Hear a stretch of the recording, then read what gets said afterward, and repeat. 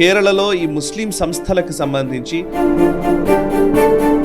Education minister always a ముస్లిం.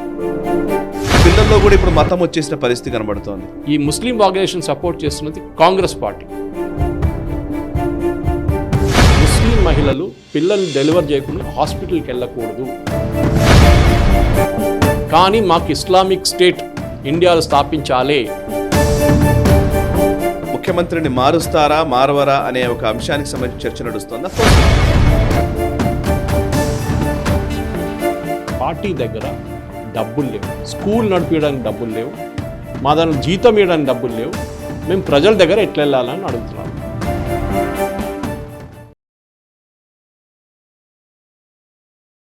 నమస్తే, welcome to national round up. జాతీయ వార్తాంశాల్ని జాతీయవాద దృక్పథంతో విశ్లేషించే చర్చా కార్యక్రమం నేషనల్ రౌండప్ 153వ ఎపిసోడ్తో మీ ముందుకు వచ్చాము.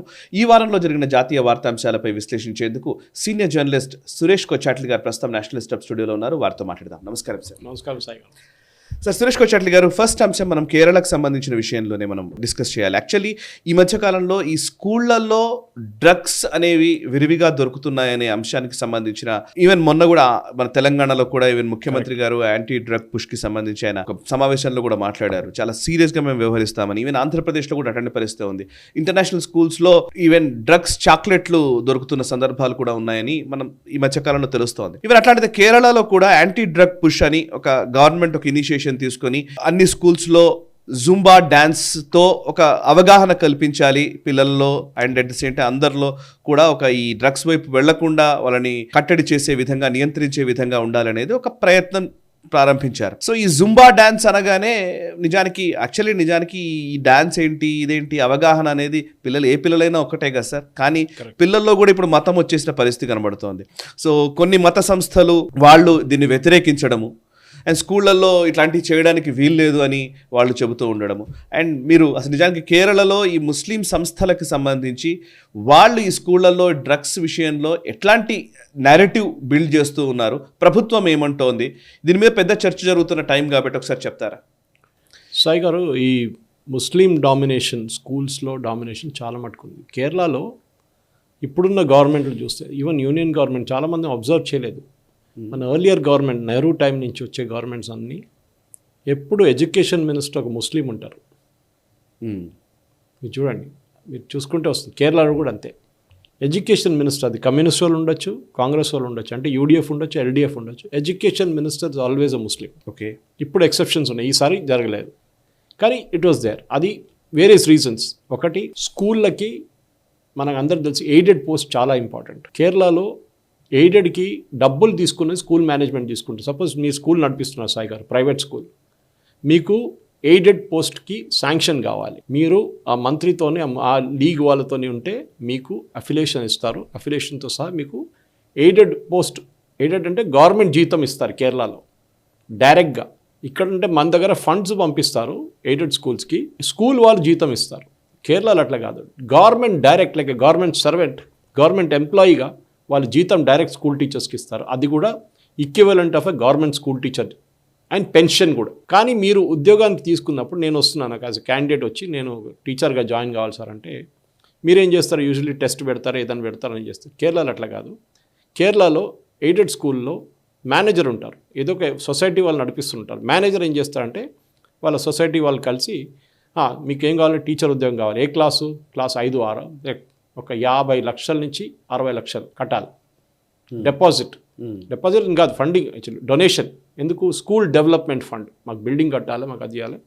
అట్లా ఒక 10 క్యాండిడేట్స్ తీసుకుంటారు, కోట్లు తీసుకొని బిల్డింగ్ కడతారో లేదా అది ఇంకోటి. ఈ క్యాండిడేట్ పేరు స్టేట్ గవర్నమెంట్కి రికమెండ్ చేస్తారు, మా దగ్గర ఎంప్లాయీ, ఈయనకి ఎయిడెడ్ పోస్టు, ఈయనకి మీరు జీతం ఇవ్వాలని చెప్పి ఇచ్చేస్తారు. ఆలోచించండి, సుప్రీంకోర్టు దాకా వెళ్ళిన కేసు ఇది. రిక్రూట్మెంట్ స్టేట్ బోర్డ్ స్టేట్ ఒక మమతా బెనర్జీ చేసినట్లనే అక్కడ ఇంకో ఫ్రాడ్ జరిగింది అనుకోండి.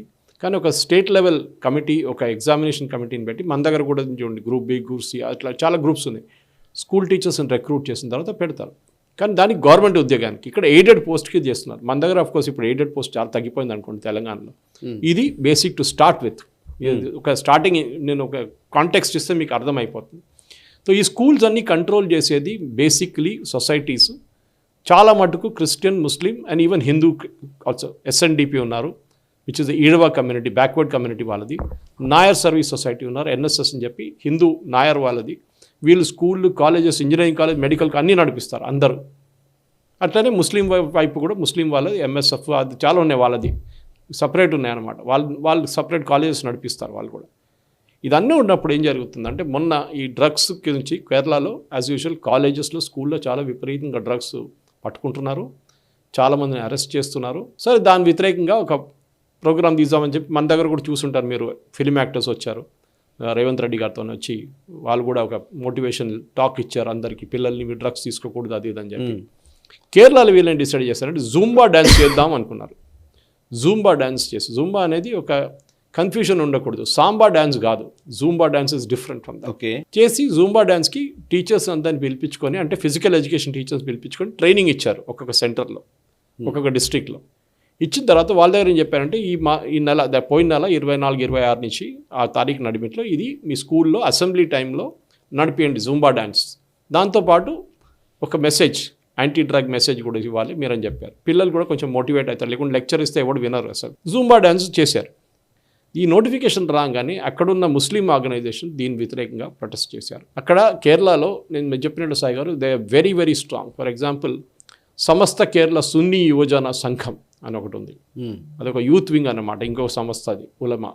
వాళ్ళకి ఫేస్బుక్ పోస్ట్ పెట్టి Zumba is against moral values.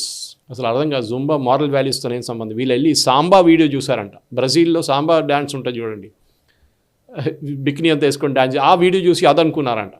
సరే అది కూడా కాదు రా బాబు ఇదని చెప్తే, అమ్మాయిలు అబ్బాయిలు కలిసి డ్యాన్స్ చేయకూడదంట. ఈ సంస్థ లాంటి ఆర్గనైజేషన్ చాలా డేంజరస్. ఎంఎస్ఎఫ్ అని ఇంకోటి ఉంది, వాళ్ళు చాలా ఉన్నాయి ముస్లిం స్టూడెంట్స్. వీళ్ళందరూ ఏం చేస్తారంటే వీళ్ళకి కోఎడ్ స్కూల్స్ అసలు అలౌ చేయరు వీళ్ళ ఏరియాలో. అమ్మాయిలు అబ్బాయిలు కలిసి పని చేయకూడదు, కలిసి మాట్లాడకూడదు, కలిసి ఈవెన్ రెస్టారెంట్కి వెళ్ళకూడదు, ఎక్కడ వెళ్ళకూడదు, సపరేట్ అన్నమాట. ఈ తాలిబాన్ టైప్ థింకింగ్ వీళ్ళట్లో ఉంది సాయి గారు. ఇది అక్కడున్న గవర్నమెంట్ ఎంకరేజ్ చేస్తున్నారు. కానీ ఫార్ ఏ చేంజ్ ఈసారి కమ్యూనిస్ట్ గవర్నమెంట్ ఏమన్నారంటే కాదు, మేము ఇది నడిపిస్తాం, మీరు ఏం కావాలంటే చేసుకోమని చెప్పారు. ఆలోచించండి, ఇది ఏంటంటే రివీలింగ్ క్లోత్స్ వేసుకొని డ్యాన్స్ చేస్తున్నారంట. రివీలింగ్ క్లోత్స్ అంటే ఏంటి సాయి గారు? ట్రాక్ సూట్స్ అండ్ టీ-షర్ట్స్ ఇచ్చారు పిల్లలకి. ఓ మై గాడ్, అది రివీలింగ్ అంట. అది ఎందుకంటే వీళ్ళ దాంట్లో బుర్కా వేసుకొని డ్యాన్స్ చేయాలి వీళ్ళు, అది వీళ్ళ రూల్ అన్నమాట. చేస్తారు కూడా, హిజాబ్ వేసుకొని బుర్కా వేసుకొని డ్యాన్స్ చేస్తారు. కానీ అమ్మాయిలు అబ్బాయిలు టీ-షర్టు ట్రాక్ సూట్ వేసుకోకూడదు అంట. ఆలోచించండి. సో ఇట్లాంటి నారో థింకింగ్, బ్యాక్వర్డ్ థింకింగ్కి సపోర్ట్ చేస్తున్నది. ఇప్పుడు దాకా కమ్యూనిస్ట్ వాళ్ళు కూడా సపోర్ట్ చేశారు. కాకుండా కాంగ్రెస్ ఈ కాంట్రవర్సీ వచ్చినప్పుడు అక్కడున్న మీడియా వాళ్ళు, కేరళలో ఉన్న మీడియా అందరు కలిసి ఒకటేసారి ఈ ముస్లిం ఆర్గనైజేషన్ వ్యతిరేకంగా వాళ్ళు డిబేట్లు పెట్టుకున్నారు. మీరు ఎట్లా చేస్తారు ఇట్లాంటి పనులని? అమ్మాయిలు అబ్బాయిలు కలిసి డ్యాన్స్ చేస్తే ఏమైతే? క్లబ్ డ్యాన్స్ చేయట్లేదు కదా వాళ్ళు, సపరేట్ ఎక్సర్సైజ్ లాగా చేస్తున్నారు వాళ్ళు. మీకు ప్రాబ్లం ఏంటి? చాలా మటు స్కూల్లో ఓన్లీ అమ్మాయిలు ఓన్లీ అబ్బాయిలు అట్లా కూడా ఉన్నారు. కానీ డ్యాన్సే చేయకూడదు, dance is against our culture. మనకి తెలుసు కదా, మ్యూజిక్ హరాం వాళ్ళకి, హరాం అది మ్యూజిక్ అంటే, మళ్ళీ డ్యాన్స్ కూడా హరామే. కానీ మీడియా మొత్తం కలిసి 2-3 రోజులు ప్రెజర్ పెట్టినప్పుడు ఏమైందంటే వీళ్ళు విత్డ్రా చేసుకున్నారు. మాకు అభ్యంతరం లేదు, చేసుకోండి, కానీ మా దగ్గర ముందు మీరు చర్చ చేయాలండి, అంతా వచ్చి మా దగ్గర మాట్లాడాలండే ముందు. ఆలోచించండి, గవర్నమెంట్ వాళ్ళ దగ్గర మాట్లాడాలంట. అండ్ సపోర్ట్ చేస్తున్న ఎవరు? ఈ ముస్లిం ఆర్గనైజేషన్ సపోర్ట్ చేస్తున్నది కాంగ్రెస్ పార్టీ. ఓకే, విడి సతీష్ అని leader of opposition statement issue చేశారు ఒఫీషియల్గా. వీడియోలో వచ్చి ప్రెస్ కాన్ఫరెన్స్లో చెప్పారు, కేరళ గవర్నమెంట్ చేసిన తప్పు, ఈ జూంబా డ్యాన్స్ ఇంట్రొడ్యూస్ చేసే ముందు మీరు ఈ ఆర్గనైజేషన్, ముస్లిం ఆర్గనైజేషన్స్ మాట్లాడాలండే, వాళ్ళు అప్రూవల్ ఇచ్చిన తర్వాతనే మీరు ఈ ప్రోగ్రామ్ తీసుకురావాలండి. ఆలోచించండి సాయి గారు, మనం ఆఫ్ఘనిస్తాన్లో ఉన్నామా, భారతదేశంలో ఉన్నామా? కరెక్ట్, ఇది ప్రాబ్లం. సో ఈ ప్రాబ్లం ఎక్కడ వస్తుందంటే, ఇది ఒక ఐసోలేషన్లో చూడకూడదు సాయి గారు. ఈ చాలా మటుకు మిగతా ఇప్పుడు దీంట్లో చాలానే organization, world wisdom Islamic organization, ఆయన ఒక టీచర్ ఉన్నారు అష్రఫ్ అని చెప్పి, జనరల్ సెక్రటరీ, ఆయన టీచరు. ఆయన ఏమంటున్నాడు, నా అబ్బాయిని దీంట్లో పార్టిసిపేట్ చేయనియను, నేను కూడా పార్టిసిపేట్ చేయను అని సస్పెండ్ చేస్తే సస్పెండ్ చేయండి అని చెప్పి. ఇట్లాంటి ఈ ప్రోగ్రెసివ్ మెంటాలిటీ లేకున్న మనుషులు, మళ్ళీ 18th century 17th centuryకి వెళ్ళే మనుషులు, సౌదీ అరేబియా మొహమ్మద్ బిన్ సల్మాన్లో ఇంత మోడర్నైజ్ చేస్తున్నారు, హిజాబులు తీసేశారు, బుర్కాలు తీసేశారు, డ్రైవింగ్ లైసెన్స్ ఇచ్చేశారు, ఓటింగ్ చేయమంటున్నారు, పబ్బులు ఓపెన్ చేస్తున్నారు సౌదీ అరేబియాలో. ఇక్కడేమో మనం తిరిగి 17th centuryకి వెళ్తున్నాం, వాళ్ళు మోడర్నైజ్ అయిపోతున్నారు, మనం ఇంకా తిరిగిపోతుంది. సాయి గారు, నేను చదువుకుంటున్నప్పుడు కేరళలో వెకేషన్కి వెళ్తుండే కదా, ఇక్కడ హైదరాబాద్ చదువుకుంటున్నప్పుడు మా ఫాదర్ రైల్వేలో ఉన్నప్పుడు 1 month వెకేషన్కి వెళ్తుండే కేరళలో. ఐఎమ్ టాకింగ్ ఆఫ్ 70s, స్కూల్లో ఉన్నప్పుడు. 1970 to 79 దాకా. సాయి గారు మీరు బిలీవ్ చేయరు, ఆ టైంలో ఒక్క లేడీ కూడా బుర్కా వేసుకొని కనిపించారు మీకు ఎక్కడ, ఒక్కరు కూడా. ఇవాళ మాత్రం ఫుల్. ఇవాళ Muslim lady without burqa is impossible కేరళలో. ఎందుకు సార్? ఆ ఇస్లామైజేషన్ అయిపోయింది అక్కడ, అన్నీ అంతే ఇస్లామిక్. ఫర్ ఎగ్జాంపుల్ ఇదే ఆర్గనైజేషన్స్, ఈ జమైతే వీళ్ళందరూ కలిసి కేరళ గవర్నమెంట్ ఈసారి అకాడమిక్ ఇయర్ మొదలైనప్పుడు ఒక నెల ముందు 15 minutes పొడిగిద్దాం పొద్దున, 15 minutes ఈవినింగ్ పొడిగిద్దాం, ఎందుకంటే చాప్టర్లు సిలబస్ కంప్లీట్ కావట్లేదు, సిలబస్ చాలా ఎగ్జాస్టివ్ ఉందంటే ఈ ముస్లిం ఆర్గనైజేషన్ వ్యతిరేకించారు. వాళ్ళు ఏమంటున్నారంటే మా పిల్లల్ని కంపల్సరీగా మద్రసాకి పిలిపిస్తాం మేము, సాయంత్రం వాళ్ళకి రిలీజియస్ టీచింగ్ చెప్తాం మేము, మీరు 15 నిమిషాలు పొడిగిస్తే మా టైం తగ్గిపోతుంది, విత్డ్రా చేయండి అని. విత్డ్రా చేశారు కమ్యూనిస్ట్ వాళ్ళు, విత్డ్రా చేశారు CPM government. Pinarayi Vijayan had to withdraw the order. ఆలోచించండి, పిల్లలకి మెయిన్ చదువు చెప్పడమా, మీ రిలీజియస్ చదువు చెప్పడమా ఇంపార్టెంట్? ఇక్కడ సాయి గారు ఎక్కడ పోయి ఎండ్ అవుతుంది సాయి గారు? ఇది ఒక్కటే కాదు, చాలా ఇట్లాంటిది, ఇట్లాంటి ఇన్స్టెన్సెస్ మీరు చూసుకుంటూ పోతే. ఎందుకంటే ఈ ప్రిమిటివ్ థింకింగ్ ఉంది చూడండి. హిజాబ్ కాంట్రవర్సీ కర్ణాటకలో మొదలైనప్పుడు దాని అందరికన్నా పెద్ద గొడవ నడిచింది కేరళలో. అక్కడ ప్రొటెస్టులు, ప్రొసెషన్లు, సిఏ వ్యతిరేకంగా చేసిన ప్రొటెస్టులు. సిఏ మేము ఇంప్లిమెంట్ చేయమని చెప్పిన మనిషి పినరాయి విజయన్. స్టేట్ గవర్నమెంట్ ఎట్లా ఇంప్లిమెంట్ చేస్తారా చేయరని ఎట్లా, వాళ్ళకి ఏ రైట్ లేదు దాంట్లో. ఇంకోటి ఇదే సంస్థ కేరళ జమైతే ఉలామా వీళ్ళేం చేశారంటే వీళ్ళ ఒక కాన్ఫరెన్స్ పెట్టేసి అక్కడ ఏదో అవార్డ్ సెరమనీ పెట్టారు. కొంతమంది పిల్లలకి అకాడమిక్ పర్ఫార్మెన్స్లో అవార్డు ఇద్దామని చెప్పి, అబ్బాయిలు అమ్మాయిలకి, స్కూల్ పిల్లలకి. దాంట్లో ఒక అమ్మాయికి ఏదో ఫస్ట్ ర్యాంక్ వచ్చిందని చెప్పి స్టేజ్ మీద పిలిచి అవార్డు ఇవ్వాలంటే ఇదే జమైతే ఉలామా చీఫ్ ఆ అమ్మాయిని కిందకి దింపేసింది.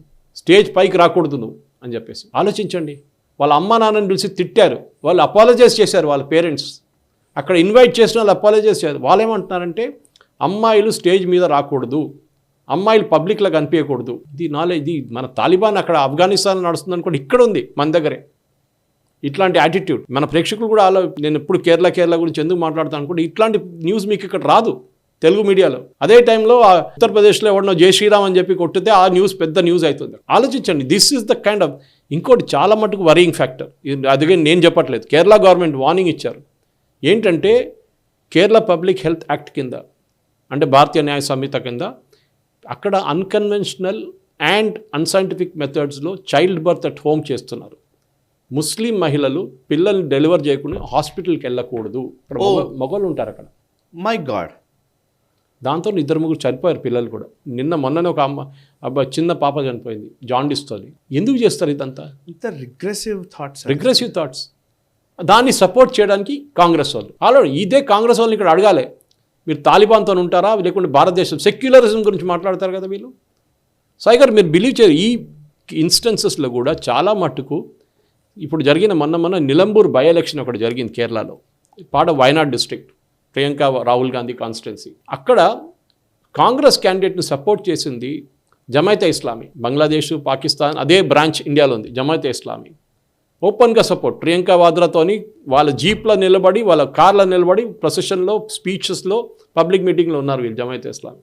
ఇదే జమైతే ఇస్లామీ చీఫ్ ఆ రోజు కూడా మీటింగ్ అయిన తర్వాత ఏం చెప్పారంటే, మీటింగ్ అంతా బాగానే ఉంది, సపోర్ట్ అని చేస్తున్నాం, కాంగ్రెస్ సపోర్ట్ అడిగారు, మేము సపోర్ట్ ఇస్తున్నాం, కానీ మాకు ఇస్లామిక్ స్టేట్ ఇండియాలో స్థాపించాలి, దానికి 2047 2055 మేము డెఫినెట్గా ఇండియాని ఇస్లామిక్ రిపబ్లిక్గా మార్చేస్తాము. This is the public statement. Suresh Kochattil చెప్పట్లేదు, దాన్ని వ్యతిరేకించడం లేదు వీళ్ళు మాట్లాడలేదు కాంగ్రెస్ వాళ్ళు. వీఆర్ కండమింగ్ ఇట్ అని చెప్పట్లేదు, సపోర్ట్ తీసుకున్నారు గెలవడానికి, ఎలక్షన్ గెలవడానికి. గెలిచారు కూడా వాళ్ళు, బికాస్ అక్కడ ఇట్స్ 90% 95% ముస్లిం కాన్స్టిట్యున్సీ నిలంబూర్. అలా ఇట్లాంటి నేరో మెంటాలిటీ పెట్టుకొని వీళ్ళు సెక్యులరిజం గురించి, హిందువుల గురించి మాట్లాడతారు ఈ కాంగ్రెస్ వాళ్ళు. చేసే పనులు ఇట్లాంటి పనులు మీరు ఎందుకు కండమ్ చేయట్లేదు? వై డోంట్ యూ ఓపెన్లీ మీరు ఈ సంస్థ కానీ ఆర్గనైజేషన్ బ్యాన్ చేయమని ఎందుకు చెప్పట్లేదు? ఆర్ఎస్ఎస్ బ్యాన్ చేయాలని చెప్పి ఖర్గే గారు పెద్ద స్పీచ్ ఇస్తారు, ఎందుకు వీళ్ళది ఎందుకు చేయకూడదు? ఆర్ఎస్ఎస్ ఇట్లాంటి పనులు ఏమైనా చేస్తున్నారా? నాకదే అర్థం కాదు. వీళ్ళు చేస్తే ఏ ప్రాబ్లం లేదు, అవార్డు తీసుకోకూడదు, ఇంట్లో డెలివరీ చేయాలి, మద్రసాకి వెళ్ళాలని చెప్పి క్లాస్ టైం తగ్గిస్తున్నారు, ఈ పనులు చేస్తున్నారు. మళ్ళీ జుంబా డ్యాన్స్ చేస్తే దాన్ని కూడా అబ్జెక్షన్. దీనికన్నా ముందు కూడా చాలాసార్లు అబ్జెక్ట్ చేశారు. అమ్మాయిలు అబ్బాయిలు కూర్చొని ఒకటే టేబుల్లో ఒకటే క్లాస్లో కూర్చున్నప్పుడు సపరేట్గా కూర్చోవాలండి, ఒకటే బెంచ్ మీద కూర్చోకూడదు, వీల్ నాట్ అలౌ ఇట్ అని చెప్పి రూల్ పెట్టారు. ఇప్పుడు it's a rule now, they cannot SIT together. ఇది ఇట్లాంటి రెగ్రెసివ్ మెంటాలిటీ ఉన్న ఒక రిలీజియన్ని కేరళలో ఇంకా ప్రోత్సహిస్తున్నారు సాయి గారు, ఇంకా సపోర్ట్ చేస్తున్నారు అక్కడ ఉన్న ఆర్గనైజేషన్స్, కాంగ్రెస్ లాంటి వాళ్ళు, కమ్యూనిస్ట్ లాంటి వాళ్ళు. డెఫినెట్గా దీనికి టైమ్ హస్ నౌ కమ్. ఎందుకంటే వీళ్ళని నేషనల్ లెవెల్ ఎక్స్పోజ్ చేయాల్సి వస్తుంది. ఎందుకంటే ఇదే జమైతే ఇస్లామీ చాలా క్లియర్గా చెప్తున్నారు. దీనికన్నా ముందు కూడా నేను చెప్పాను దట్ ఇస్లామిక్ స్టేట్ మేము ఇండియాలో స్థాపిస్తాం డెఫినెట్గా. ఇదే కేరళ నుంచే పిఎఫ్ఐని బ్యాన్ చేశారు. కానీ బ్యాన్ చేసి ఏమైనా అయిందా సాయి గారు? ఏం కాలేదు. వాళ్ళు ఇంకా వాళ్ళ యాక్టివిటీస్ నడిపిస్తున్నారు. వాళ్ళు ఎస్డిపిఐ అని చెప్పి పొలిటికల్ పార్టీ పెట్టుకున్నారు. కర్ణాటకలో మొత్తం వాళ్ళు సదర్న్ కర్ణాటకలో చాలా చోట్ల ఇప్పుడు వాళ్ళకి క్యాండిడేట్స్ పెట్టుకుంటున్నారు. ఒఫీషియల్గా కాంగ్రెస్ సపోర్ట్ తీసుకొని లాస్ట్ ఎలక్షన్ గెలిచారు. పిఎఫ్ఐ టెర్రరిస్ట్ ఆర్గనైజేషన్ వాళ్ళ సపోర్ట్ తీసుకుంటున్నారు కాంగ్రెస్. ఎందుకు? ఓట్ల కోసం. 10,000 ఓట్లు వస్తే మేము గెలిచేస్తాం, 5,000 ఓట్లు వస్తే ముస్లిం ఓట్లు వస్తే గెలిచేస్తాం. దానికి వ్యతిరేకంగా మోదీ గారి గురించి, గుజరాత్ రైట్స్ గురించి, యోగి ఆదిత్యనాథ్ గురించి చెప్పి దాని మీద కొట్టి మాకు ఓట్లు కావాలి. ఇది చేస్తున్న పని. కానీ ప్రేక్షకులు కూడా అర్థం చేసుకోవాలి, ఇట్లాంటి పని చేస్తున్న వాళ్ళని డెఫినెట్గా ఎక్స్పోజ్ చేయాల్సిందే, ఇట్లాంటి రెగ్రెసివ్ మెంటాలిటీ ఉన్న వాళ్ళని. ఎందుకంటే ఈ అబ్బాయిలు అమ్మాయిలు రేపు ఎక్కడికి వెళ్తారు సాయి గారు? ఇదే ముస్లిం స్టూడెంట్స్ ఒకరోజు ట్రివాండ్రం మెడికల్ కాలేజ్ అనుకుంటా ఒక పెటిషన్ పెట్టారు, మాకు హిజాబ్ వేసుకొని, మాకు ఫుల్ స్క్రబ్ వేసుకొని మేము ఆపరేషన్ థియేటర్కి వస్తామని చెప్పేసి, లేకుంటే మాకు ఇస్లాంలో మాకు మొత్తం చేయదాకా మాకు డ్రెస్ ఉండాలి. సారీ, ఒక ఆపరేషన్ థియేటర్కి వెళ్తున్నప్పుడు ఆ ఆపరేషన్ థియేటర్ డ్రెస్ కోడ్ ఉంటుంది, స్టెరైల్ ఉంటుంది. కాదు మేము హిజాబ్ వేసుకుంటాము, మేము ఇది చేసుకుంటాం అని. మీరు మెడిసిన్ చేస్తారా లేదా? మీరు డాక్టర్ అవుతారా లేదా? మీరు పేషెంట్స్ ఎట్లా చూస్తారు? మేల్ పేషెంట్స్ వస్తే చూడరు. They won't see. వీళ్ళని చాలామంది మీరు బిలీవ్ చేయరు, మెడిసిన్ చేసి ఇంట్లో కూర్చుంటున్నారు. ఎందుకంటే వాళ్ళు చెప్పడానికి డాక్టర్, కానీ బయట వెళ్తే మళ్ళీ మేల్ పేషెంట్స్ ఉంటారు, అక్కడ మేల్ నర్సెస్ ఉంటారు, వాళ్ళతో మాట్లాడాల్సి వస్తుంది. అది కాకూడదు. ఇది ప్రాబ్లం. సో ఆ పెటిషన్ కూడా రిజెక్ట్ చేశారు Trivandrum medical college. Sorry, we cannot allow this. Rule is a rule. Sterile uniform వేసుకొని మీరు ఆపరేషన్ థియేటర్కి రావాలి. మీరు హిజాబులు ఏం నడవదు అక్కడ. ఫుల్ ఫ్లెజ్ స్క్రబ్ ఈ కంప్లీట్ డ్రెస్ వేసుకొని రాలేరు. ఇది సాయి గారు అక్కడ నడుస్తున్న పరిస్థితి. Yes sir. ఇక నెక్స్ట్ అంశము కర్ణాటకకు సంబంధించిన అంశంలు సార్. సో ఇప్పుడు శివకుమార్ వర్సెస్ సిద్ధరామయ్య అన్న ఎపిసోడ్ టర్న్స్ తీసుకుంటూ ముందుకు నడుస్తున్నట్టుగా ఉంది. కర్ణాటకలో ముఖ్యమంత్రిని మారవరా అనే ఒక అంశానికి సంబంధించి చర్చ నడుస్తుంది. Of course Randeep Singh Surjewala statement ఇచ్చారు, అసలు మార్చే ప్రసక్తే లేదు, సిద్ధరామయ్యనే కంటిన్యూ అవుతాడని ఆయన అంటున్నారు. బట్ డీకే శివకుమార్ విషయంలో అంటే నిజానికి కర్ణాటకలో కాంగ్రెస్ గవర్నమెంట్ ఫామ్ చేసిన రోజే 2.5 సంవత్సరాల తర్వాత ఖచ్చితంగా మార్పు ఉంటుంది, 2 సంవత్సరాలు ఆయన ఉంటారు, 2.5 సంవత్సరాలు శివకుమార్ ఉంటారు అని ఒక అంగీకారానికి వచ్చినట్టుగా అప్పట్లో చర్చ జరిగింది. బట్ ఇప్పుడు నిజానికి అది జరిగే అవకాశం ఉందంటారా లేదా? లేదు. ఎందుకంటే శివకుమార్ని మొత్తం టైట్ చేసేసారు కాంగ్రెస్ హైకమాండ్ పూర్తిగా. ముఖ్యంగా మొన్నటి ఐపీఎల్ ఇష్యూ కూడా ఆయన మీద వేశారు. కరెక్ట్. అది కాకుండా Shivakumar is the PCC president, Siddaramaiah government chief, అంటే చీఫ్ మినిస్టర్. దీనికి రెండింటికి నడిమిట్లో ఏ క్లాష్ ఉండకూడదని చెప్పి సుర్జేవాలా అని వచ్చి చెప్పారు, కానీ ఎమ్మెల్యేలు పట్టించుకోవట్లేదు. స్పెషలీ అక్కడ మాకు చాలా బాగా తెలుసు సాయి గారు, మీకు ఒక్కలిగా లింగాయట్స్ అండ్ సిద్ధరామయ్య ఏమో కురుబా కమ్యూనిటీ చూస్తారు, బ్యాక్వర్డ్ క్లాస్ కమ్యూనిటీ. ఒక్కలిగా లింగాయట్స్కి పవర్ అక్కడ అందరికన్నా ఎక్కువ, వాళ్ళే పొలిటికల్ పవర్ ఎప్పుడు హోల్డ్ చేస్తారు. ఇది చేయకపోతే ఇప్పుడు వీళ్ళంతా పెద్ద పెద్ద మాట్లాడుతున్నారు. సుర్జేవాలా వచ్చి ఈవెన్ శివకుమార్ నేను ఎవరైనా చేస్తే నేను యాక్షన్ తీసుకుంటాను అది ఇది అంటున్నారు. ఆయనే చెప్పారు ముఖ్యమంత్రిని మార్చాలని చెప్పిన మనిషి ఇప్పుడు మొత్తం ప్లేటే తిప్పేశాడు ఆయన కంప్లీట్గా. ఎందుకంటే అక్కడున్న చాలా మటుకు ఎమ్మెల్యేస్కి సిద్ధరామయ్యకి అస్సలు పడదు.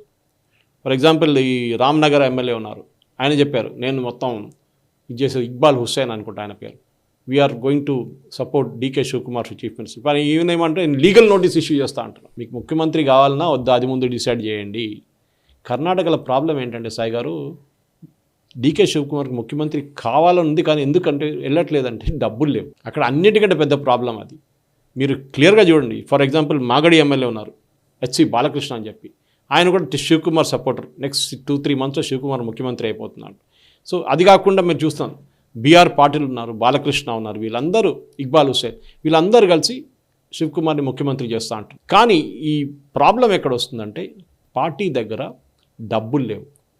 సుర్జేవాలా అన్నారు డిస్ట్రిక్ట్ చీఫ్స్ కూడా ఉంటున్నారు, ఆఫీస్ బేరర్స్ ఉంటున్నారు, మా దాంట్లో రోడ్లు వేయడానికి డబ్బులు లేవు, స్కూల్ నడిపించడానికి డబ్బులు లేవు, మా దాంట్లో జీతం ఇవ్వడానికి డబ్బులు లేవు, మేము ప్రజల దగ్గర ఎట్లా వెళ్ళాలని అడుగుతున్నారు. ఇది ప్రాబ్లం ఎక్కడ వచ్చిందంటే వీళ్ళు అన్నీ ప్రామిస్ చేశారు. ఇది సేమ్ థింగ్ హిమాచల్ ప్రదేశ్లో జరిగింది, సేమ్ థింగ్ తెలంగాణలో జరుగుతుంది. అప్పులు తీసుకొని నడిపిస్తున్నారు గవర్నమెంట్. ఎందుకంటే మీరు వెళ్ళి అన్నీ అడిగి ఓట్లు తీసుకున్నారు, మేము ఇది ఇస్తాం అని చెప్పి ఇప్పుడు మీరు ఇవ్వాల్సిందే.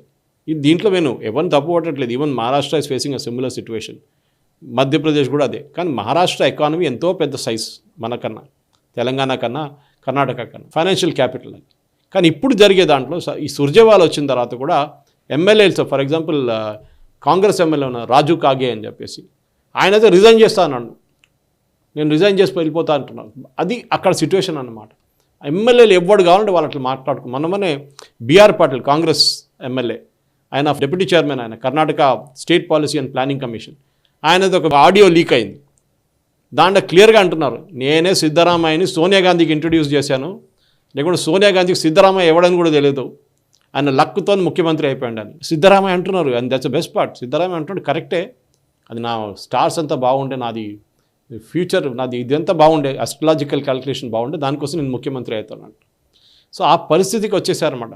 సో ఈ పార్టీలు కానీ మిగతా అందరూ డెఫినెట్లీ నెక్స్ట్ 6 months, ఎందుకంటే 2028లో ఎలక్షన్స్ ఉంది సాయి గారు, ఇంకొక 3 సంవత్సరాలు. దాంట్లో అప్పుడు ఏం చేస్తారు వీళ్ళు? ఎందుకంటే మరి లోక్సభ ఎలక్షన్ కన్నా తెలంగాణ లాగానే ఒక 6 నెలలు 8 నెలలు ముందు ఎలక్షన్స్ వస్తుంది. కర్ణాటకలో ఏం జరగబోతుంది? వీళ్ళ లక్ ఏంటంటే సాయి గారు, బీజేపీకి అక్కడ లీడర్ లేవు. ఒక టైంలో యడ్యూరప్ప గారు టాల్ లీడర్గా ఉన్నారు, కానీ బీజేపీకి ఇప్పుడు అక్కడ లీడర్ లేవు. ఆ లీడర్షిప్ లేకున్నా అనుకొని వీళ్ళు ఆడుకుంటున్నారు ఇప్పుడు కాంగ్రెస్ వాళ్ళు. ఇదే టైంలో బీజేపీకి అగ్రెసివ్గా లీడర్ ఉంటే అక్కడ ఈ కాంగ్రెస్ని ఈజీగా గవర్నమెంట్ పడిపోతుండే. 10 ఎమ్మెల్యేలు 20 ఎమ్మెల్యేలు 30 ఎమ్మెల్యేలు ఇటువైపు వచ్చేస్తారు, గవర్నమెంట్ పడిపోతుంది. కానీ వీళ్ళకు కూడా తెలుసు కాంగ్రెస్ ఎమ్మెల్యేస్కి అక్కడ వెళ్తే మనకు ఫ్యూచర్ లేదు, ఎందుకంటే అక్కడ లీడర్లే లేవు అని చెప్పి. కానీ ఇప్పుడు క్యాస్ట్ సర్వే చేపిస్తున్నారు సాయి గారు. ఏది 165 కోట్లు ఖర్చు పెట్టి చేసిన సర్వేని పక్కన పెట్టి మళ్ళీ చేపిస్తున్నారు సర్వే. ఎందుకంటే ఒక్కలిగాస్ లింగాయట్స్ అంగీకరించట్లేదు. అక్కడ కూడా సర్వే ఎట్లా చేస్తున్నా అంటే ఇంటి బయట ఒక స్టిక్కర్ పెట్టేసి సర్వే అయిపోయింది అంటున్నారు. ఎవరు ఇంటి లోపలికి వెళ్ళట్లేదు, భయం వీళ్ళకి. సర్వే తీసుకుంటున్న వాళ్ళకి కొడతారో తిడతారో తెలియకుండా. ఇప్పుడు ముఖ్యమంత్రి గారు ఏమంటున్నారంటే అదంతా ఉండండి, మీరు ఆన్లైన్ చేసుకోవచ్చంట. ఆన్లైన్ చేస్తే సర్వే ఎట్లా అవుతుంది సాయి గారు? మా ఇంటికి వచ్చి రాగానే అడగకుండా, నా దగ్గర అడగకుండా నేనే ఆన్లైన్ కావాలంటే ఏ క్యాస్ట్ నాది ఈ క్యాస్ట్ అని చెప్పేసి ఫిల్ చేస్తే అయిపోతుందా? ఏదైనా బ్యాక్గ్రౌండ్ చెక్ ఉందా దాన్ని? మీరు ఒక్కలిగానా, మీరు లింగాయట, మీరు కురుబానా, మీరు ఇంకేమైనా క్యాస్ట్ అంటే మన దగ్గర కూడా అంతే కదా. బ్యాక్వర్డ్ క్లాసా, ఎస్సీయా, ఎస్టీయా, లేకుంటే with in backward class A community చెప్పండి అని చెప్పి ఒక బేసిక్ సర్టిఫికేట్ అడగాలి. ఏదైనా ప్రూఫ్, రేషన్ కార్డు ఉండొచ్చు, మీది స్కూల్ సర్టిఫికేట్ ఉండదు, ఏదైనా ఉండొచ్చు. అది అడగకుండా మీరు ఆన్లైన్ ఫైల్ చేసుకో అని చెప్తున్నాను అనమాట. సో డెఫినెట్గా ఈయన వచ్చి చేసిన తర్వాత కూడా ఎమ్మెల్యేస్ ఎంపీని అందరినీ కలుస్తున్నారు. కానీ అందరు చెప్తున్న ఒకటే పాట, ఈ లీడర్షిప్ అసలు 2023లో మొదలైంది, 2028కి ఎలక్షన్ వచ్చేదాకా ఇంకా చాలా హారిబుల్ అయిపోతుంది. మీరు ట్యాకిల్ చేయకుండే మీరు డెఫినెట్గా యూ హ్యావ్ టు. ఎందుకంటే సిద్ధరామయ్య మనం గుర్తుపెట్టుకోవాలి సాయి గారు, ఆయన 8 ఎమ్మెల్యేలు కలిసి ఈ పాటిల్ గారు కూడా ఉన్నారు, జేడీఎస్ నుంచి కాంగ్రెస్కి వచ్చారు 2006లో. సిద్ధరామయ్య నాడే కాంగ్రెస్ మ్యాన్ ఒరిజినల్లీ. సో దానికోసం ఈ కాంగ్రెస్లో ఒరిజినల్ ఉన్న వాళ్ళు, మన తెలంగాణలో కూడా అదే స్టోరీ, బీజేపీలో కాంగ్రెస్లో ఒరిజినల్ ఉన్న వాళ్ళకి కోపం వస్తుంది. మేమేం తప్పు చేసాం జీవితంలో, మాకెందుకు పోస్టులు ఇవ్వట్లేదు, మాకు డబ్బులు ఇవ్వట్లేదు, మేము కాన్స్టిట్యున్సీకి వెళ్ళలేకపోతున్నాం, అక్కడ వెళ్ళంగానే మా దగ్గర డెవలప్మెంట్ స్కీమ్ గురించి అడుగుతున్నారు, మేమేం చెప్పలేకపోతున్నాం, డబ్బులు లేదు గవర్నమెంట్ దగ్గర అని సిద్ధరామయ్య గారు కూడా అంగీకరించారు. డబ్బులు లేవు, నేను ఏం చేయలేను ఇప్పుడు, ఎందుకంటే ఫ్రీ ఏమన్నారు రాహుల్ గాంధీ, నేను ఫ్రీగా ఇస్తున్నాను, దాని తర్వాత డబ్బులు లేవమన్నారు అని చెప్పి. ఇది పరిస్థితి సాయి గారు. And definitely Karnataka will be a test case for Congress, ఎందుకంటే వాళ్ళ దగ్గర ఉన్న 2 మేజర్ గవర్నమెంట్స్లో కర్ణాటక ఒకటి. ఏ రోజు పడుతుందో తెలియదు. ఓకే, ఏ రోజు పడుతుందో తెలియదు, అది కంక్లూజన్. Right sir. ఇక నెక్స్ట్ అంశము, భారతదేశము ఇప్పటికే ఆత్మనిర్భర భారత్ కోసమని అనేక ప్రయత్నాలు చేస్తున్నాం మనము. మ్యానుఫ్యాక్చరింగ్ సెక్టర్ని, ముఖ్యంగా ఉత్పాదక రంగంలో మన మార్క్ని పెంచుకునే ప్రయత్నం చేస్తూ ఉన్నాం. మ్యానుఫ్యాక్చరింగ్ సెక్టర్లో ఒకవైపు భారతదేశము ఈవెన్ పెద్ద కంపెనీస్ లైక్ ఐఫోన్ మ్యానుఫ్యాక్చరింగ్ ఇక్కడ జరుగుతోంది, చాలా మొబైల్ మ్యానుఫ్యాక్చరింగ్ యూనిట్స్ ఇక్కడ ఉన్నాయి, మేక్ ఇన్ ఇండియా ప్రాజెక్ట్స్ జరుగుతున్నాయి. సో చైనాకు కంటగింపుగా ఉందన్న విషయం తెలిసిందే. ఈవెన్ గ్లోబల్ రౌండప్లో కూడా రెగ్యులర్గా డిస్కస్ చేస్తూ ఉంటాము. చైనాకి చాలా, ఇప్పుడు మన దగ్గర మ్యానుఫ్యాక్చరింగ్ సెక్టర్ పెరగకూడదు అనేది కదా చైనా ఉద్దేశము. సో ఇప్పుడు ఈ మధ్య కాలంలో కొత్తగా వస్తున్నటువంటి వార్తలు ఏంటంటే, మన దగ్గర ఏవైతే ఫాక్స్కాన్ లాంటి సంస్థలు, పెద్ద పెద్ద సంస్థలు మొబైల్ మ్యానుఫ్యాక్చరింగ్లో, సెమీ కండక్టర్స్లో, ఇట్లాంటి వాటిల్లో పనిచేస్తున్నటువంటి కంపెనీలు ఉన్నాయి. వాటిల్లో ఉన్న ఎంప్లాయీస్ మీద, హై లెవెల్ ఆపరేషన్స్ చేసేటువంటి వ్యక్తుల మీద చైనా కన్నేసినట్టుగా తెలుస్తోంది. ముఖ్యంగా చైనీస్ ఎంప్లాయీస్ ఉంటే వాళ్ళందరినీ రిటర్న్ తీసుకురమ్మంటున్నారండి. సో అంటే నిజానికి అంత మైన్యూట్గా, అంటే ఏదైనా ఒక దేశంలో మ్యానుఫ్యాక్చరింగ్ సెక్టర్ పెరుగుతుంది అంటే కంపెనీస్ని రాకుండా చేయడము, కంపెనీస్ని రాకుండా అడ్డుకోవడానికి చేయాల్సిన ప్రయత్నాలు ఉంటాయి. మొన్న పాకిస్తాన్ లాంటి దేశంతో ఒక అస్థిరత క్రియేట్ చేసే ప్రయత్నం చేసింది. ఇప్పుడు డైరెక్ట్గా ఎంప్లాయీస్నే టార్గెట్ చేసి వాళ్ళనే రిటర్న్ తీసుకుపోవాలనుకుంటున్నటువంటి కుట్రలు జరుగుతున్న ఈ టైంలో ఉన్నామని వార్తలు వస్తున్నాయి. దీని మీద కొంచెం డీటెయిల్గానే మనం మాట్లాడాలి, ఎందుకంటే ఇది అసలు నిజంగా మెయిన్ స్ట్రీమ్ మీడియా ఎక్కడ మాట్లాడరు. సో జరుగుతున్నవి చాప కింద నీరులా చైనా ఎలా ప్రయత్నం చేస్తోంది అనే విషయానికి సంబంధించి కొన్ని డీటెయిల్స్ కొంతమంది అడగొచ్చు కావాలంటే ఇది గ్లోబల్ రౌండప్కి వెళ్ళాలి కదా, మీరు నేషనల్ రౌండప్లో ఎందుకు మాట్లాడారు? దీంట్లో లోకల్ ఇంపాక్ట్ గురించి లోకల్ ఇంపాక్ట్ ఎగ్జాక్ట్లీ, ఎందుకంటే మ్యాగ్నెట్స్ నుంచి మొదలైంది సాయి గారు, క్రిటికల్ మినరల్స్ నుంచి మొదలైంది అదంతా. ఓకే సరే, క్రిటికల్ మినరల్స్ చైనా మనకి ఇవ్వరు ఎప్పుడు, మ్యాగ్నెట్స్ మనం తెప్పించుకుంటాం. ఈ మ్యాగ్నెట్స్ చాలా మటుకు మనం కార్స్లో ఎలక్ట్రానిక్ ఐటమ్స్లో వాడుకుంటాం. డిఫరెంట్ షేప్స్ అండ్ సైజెస్లో మ్యాగ్నెట్స్ ఉంటుంది దాంట్లో. చైనా ఇప్పుడు దాని మీద మొత్తం బ్యాన్ పెట్టేశారు. మోదీ గారు దానికోసం తిరుగుతున్నారు. చూడండి, ఆయన క్వాడ్కి వెళ్ళారు, క్వాడ్ల మ్యాగ్నెట్స్ గురించి మాట్లాడారు, గానాకి వెళ్ళారు, మినరల్స్ గురించి మాట్లాడుతున్నారు. చాలామంది అడిగారు 8 దేశాలు ఎందుకు తిరుగుతున్నారు మోదీ గారు? బికాజ్ ఎక్కడ వెళ్ళినా కానీ మనకి ఇప్పుడు నెక్స్ట్ ఒక 2 సంవత్సరాలు నడిపించడానికి మన దగ్గర ఈ ప్రొడక్షన్ కావాలి. దాని వీటిలో మనం అడ్జస్ట్ చేసుకుంటాం. ఎక్కడి నుంచో మనం ప్రొడక్షన్ ఇండియాలో స్టార్ట్ చేసుకోవచ్చు. కానీ చైనా ఈ సప్లై చైన్ ఇప్పుడు కాదు సాయి గారు, మీకు గుర్తుంటుంది కోవిడ్ టైం నుంచి చైనా ఏమో సప్లై చైన్ మీద మొత్తం కంట్రోల్ పెట్టుకున్నారు. హైదరాబాద్ డ్రగ్ కంపెనీస్ ఏపీఐ ఈ ఫార్ములేషన్స్ అంతా మనం ముందు ఇక్కడ తయారు చేస్తుండే, తర్వాత మనం వాల్యూ యాడెడ్ ప్రొడక్ట్స్కి వెళ్ళిపోయినప్పుడు ఏపీఐ పక్కన పెట్టేస్తాం. చైనా దగ్గర ఇప్పుడు కూడా ఏపీఎస్ ఉన్నాయి. వాళ్ళు మనకి డ్రగ్ అంటే రా మెటీరియల్ డ్రగ్స్కి బంద్ చేస్తారు కోవిడ్ టైంలో. ఇవ్వమని చెప్పి ఏం చేసుకుంటారు మీరు? మేము ఎందుకంటే మనం మర్చిపోయాం సప్లై చైన్ గురించి. మనం టోటలీ ఆ పక్కన పెట్టేస్తాం దాన్ని. మనం ఏమో ఇంకో సెక్టర్కి వెళ్ళిపోయాం. ఇప్పుడు ఐఫోన్ కూడా అదే జరిగింది సాయి గారు. ఐఫోన్ మ్యానుఫ్యాక్చరింగ్లో మన శ్రీపెరంబదూర్ వెళ్తే మీరు కానివ్వండి, ఇప్పుడు గుర్గాంలో కూడా పెడుతున్నారు వీళ్ళు. ఐఫోన్ మ్యానుఫ్యాక్చరింగ్ చాలా మటుకు మనకు తెలుసు. ప్రెసిడెంట్ ట్రంప్ అనౌన్స్ చేసిన తర్వాత ఐఫోన్ ఏమన్నారంటే, ఫాక్స్కాన్ లాంటి కంపెనీలు మేము భారతదేశంలో మా ప్రొడక్షన్ ఆల్రెడీ ఉంది, దీన్ని ఇంకా పెంచుతున్నాము అని చెప్పారు. దానికోసం మాకు ఇంకా ల్యాండ్ కావాల్సి వస్తుంది, ఇంకా ఫ్యాక్టరీలు పెట్టాల్సి వస్తుంది అని చెప్పారు. యూఎస్ కూడా మనం చాలా మటుకు ఫోన్స్ ఇక్కడి నుంచి పంపిస్తున్నాం. అది చైనాకి పడట్లేదు. చైనా ఏం చేశారంటే, దీంట్లో ఈ టెక్నాలజీ వస్తున్న మనుషులు కూడా వచ్చారు కొంతమంది. మనం ఇంకా నేర్చుకోలేదు ఇక్కడ. మన దగ్గర ఇంజనీరింగ్ కాలేజ్ అంతా నేర్పియరు. మన దగ్గర only top and coding, top and ఇది అని చెప్పి ఇంజనీరింగ్ సాఫ్ట్వేర్ గురించి మాట్లాడతారు. కానీ చైనా వాళ్ళు, ఎందుకంటే ఈ పర్టికులర్ టెక్నీషియన్స్ ఉన్నారు 1% సాయి గారు, టోటల్ ఎంప్లాయీస్లో 1% వాళ్ళు. కానీ వాళ్ళు చాలా క్రూషియల్. వాళ్ళు ఆపరేషన్స్, ప్రొడక్షన్ అండ్ క్వాలిటీ, ఇది 3 వాళ్ళు చూసుకుంటారు అన్నమాట. ఇప్పుడేమైందంటే వీళ్ళు ప్రొడక్షన్ స్కెడ్యూల్ ఒఫీషియల్గా చైనా చెప్పారంట, మీ సిటిజన్స్ రిటర్న్ వచ్చేసేయండి, ఎందుకంటే భారతదేశం నుంచి ప్రొడ్యూస్ చేసే ఫోన్స్ లోకమంతా తిరుగుతుంది, యూఎస్ కూడా వెళ్తుంది, చైనా మార్కెట్ దెబ్బతింటుంది, చైనా ప్రొడక్షన్ దెబ్బతింటుంది, మీరు వచ్చేసేయండి అని చెప్పి. ఇది ఒక పెద్ద ప్రాబ్లం అనమాట. ఎందుకంటే ఈ మనం ముందే నేర్చుకుంటే మనకి ప్రాబ్లం లేకుంటుండే, కానీ సడన్గా వీళ్ళందరూ వెళ్ళిపోతే ఏం చేస్తారు? ఈ ప్రాబ్లం ఐఫోన్కి ఒకటే కాదు, ఫాక్స్కాన్ ఒకటే కాదు, ఒప్పోకి ఉంది ప్రాబ్లం, వివో కూడా ఉంది. వాళ్ళకు కూడా చాలా పెద్ద మ్యానుఫ్యాక్చరింగ్ ఫెసిలిటీస్ ఉంది. వాళ్ళ దాంట్లో కూడా చైనీస్ ఉన్నారు, కొంతమంది ఉన్నారు. వాళ్ళు కూడా ఇప్పుడు వెళ్ళిపోతే ఏం చేస్తారు? ఇది పెద్ద క్వశ్చన్ రాబోతుంది సార్. ఎందుకంటే చైనా, యాపిల్ కానివ్వండి, చైనీస్ మేకర్స్ కానివ్వండి, చాలా మట్టుకు కాంపోనెంట్స్ చైనా నుంచి వస్తుంది సాయి గారు. ఇప్పుడు కూడా మన దగ్గర ఏం అంత 100% మన దగ్గర కాంపోనెంట్స్ లేవు. మనం కాంపోనెంట్స్ తెచ్చి ఇండియాలో అసెంబుల్ చేస్తున్నాం. కొన్ని కేసుల్లో సీకేడి కంప్లీట్లీ నాక్డౌన్ తీసుకొస్తున్నాం, కొన్ని కేసుల్లో సబ్ అసెంబుల్ తీసుకొస్తున్నాం. కానీ దాన్ని కంట్రోల్ చేయడంలో, దాని మ్యానుఫ్యాక్చరింగ్ నేర్చుకోవడంలో ఎప్పుడైనా కానీ ఫారిన్ కంపెనీస్ ఇండియన్ మేనేజర్స్ని, ఇండియన్ టెక్నీషియన్స్ని సీనియర్ లెవెల్లో పెట్టుకోలేదు. వాళ్ళకి టెక్నికల్ కాంపిటెన్స్ లేదని చెప్పి పక్కన పెట్టారు. ఇప్పుడు ప్రాబ్లం రాబోతుంది. బహుశా ఇప్పుడు ట్రైనింగ్ ఇచ్చి అదన్నీ చేస్తారు కానీ టైం పడుతుంది.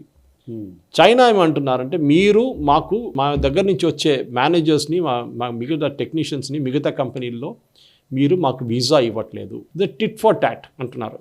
ఎందుకంటే బిజినెస్ వీసాస్ ఇవ్వరు, మీరు ఇండియా ఇవ్వట్లేదు. మనది స్పెషల్లీ గల్వాన్ తర్వాత వీసాస్ మీద చాలా రెస్ట్రిక్షన్ పెట్టాం. ఇప్పుడు ఆపరేషన్ సింధూర్ తర్వాత ఇంకా ఎక్కువ పెట్టాం. ఎందుకంటే చైనా ఆపరేషన్ సింధూర్లో డైరెక్ట్ పాకిస్తాన్ సపోర్ట్ చేశారు దానికోసం.